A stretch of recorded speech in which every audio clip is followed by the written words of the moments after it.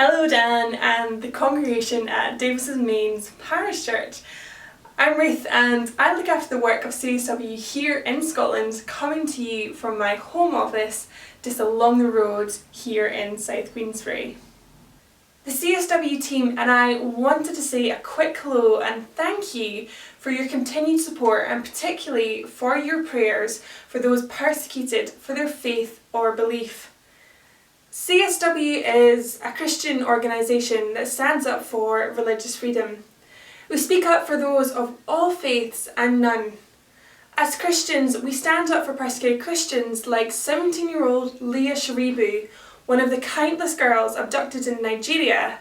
And as Christians, we stand up for persecuted Muslims like Abdurrahman Toti, one of over 1 million Uyghurs held in re-education camps in China. We believe no one should suffer for their faith. We believe that everyone should be free to believe. Since the pandemic, church in the UK was forced to go online overnight and has been able to do so in complete freedom and without fear.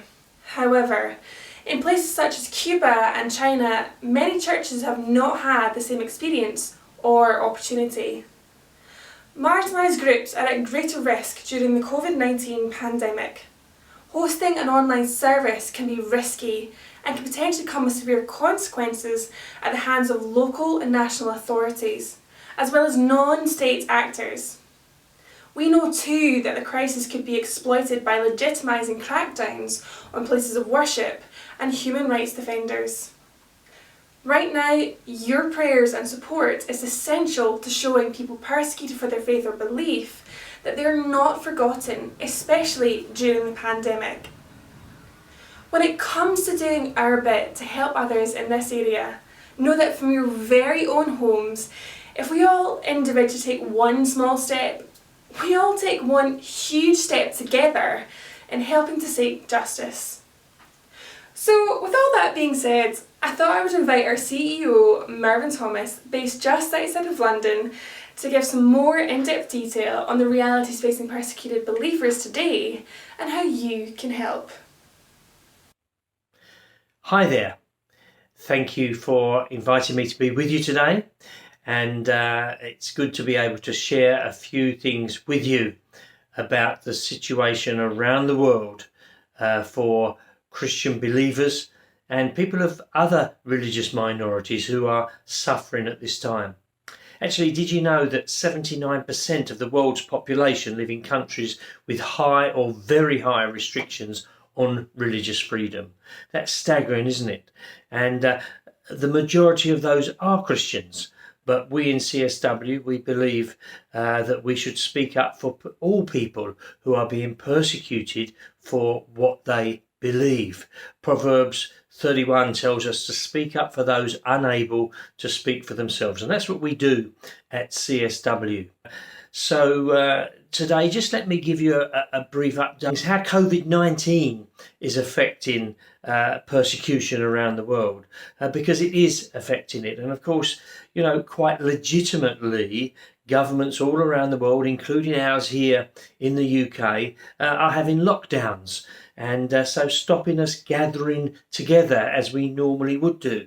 And whilst we accept that that is right, what we are very careful to watch is that some governments are not treating this as just a cover to persecute Christians. We want to make sure that these kind of lockdowns are time limited and that eventually they will be lifted. We also want to make sure that lockdowns are not just targeted at one religious group or religious minority. We want to make sure that it affects everybody in the same way. But there is no doubt that that COVID-19 places increased pressures on believers around the world, particularly those, for example, that are in overcrowded, unsanitary conditions in prison, such as the many prisoners in Iran. We think too of those in IDP camps, those who are displaced, refugees living in camps with hugely unsanitary conditions and overcrowding. So much so that an outbreak of COVID could have dire consequences.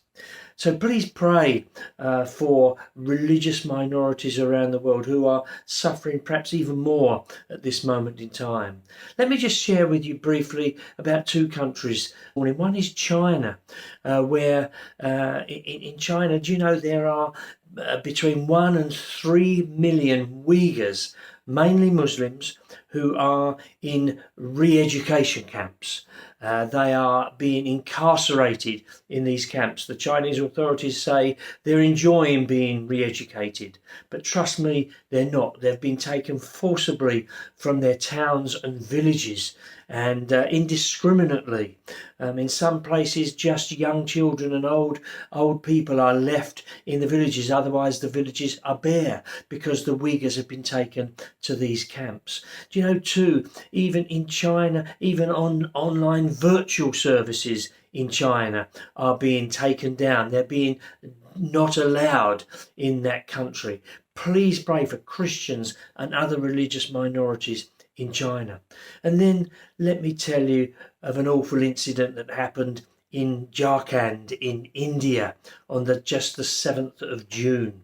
A Christian man, Kande Mudu, and his wife and family, they were the only Christians in their village, and they were settling down for dinner, and there was a knock at the door. Some attackers came and they killed Mr. Mudu. And before he was killed, when they were knocking at the door, he knew what was coming.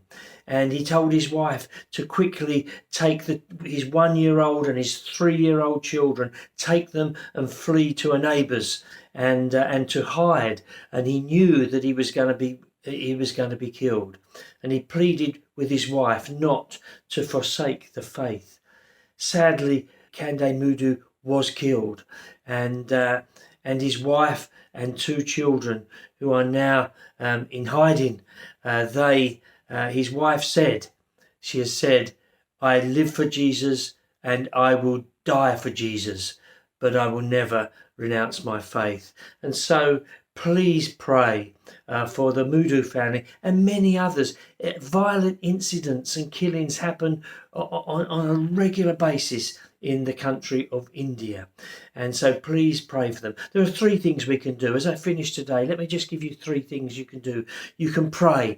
Prayer is the most important thing because we believe that prayer changes things. The effectual, fervent prayer of a righteous person avails much, according to James. And so please pray. Secondly, you can protest. You can campaign with us. If you go onto our website, csw.org.uk, you'll find out how you can campaign. But please do raise your voice. And the third thing you can do is that you can contact. We have something called Connect and Encourage. It's an address book basically, and you can write letters and cards of encouragement to the families of those in prison. You can write to people in prison. You can write to families and loved ones of people who have lost people who have been martyred for their faith, but you can actually reach out to them. Can you imagine what an encouragement that is for them to receive letters and cards saying, I'm praying for you, we're praying for you. As Christians, we are standing up for your right to believe. So please today, as I finish my little update for you, I'm sorry it's been so brief, but I would plead with you, if there is one thing that we mustn't do, that is to remain silent. We need to stand up and speak out for those that are suffering these terrible abuses around the world today. Thank you so much, and God bless you.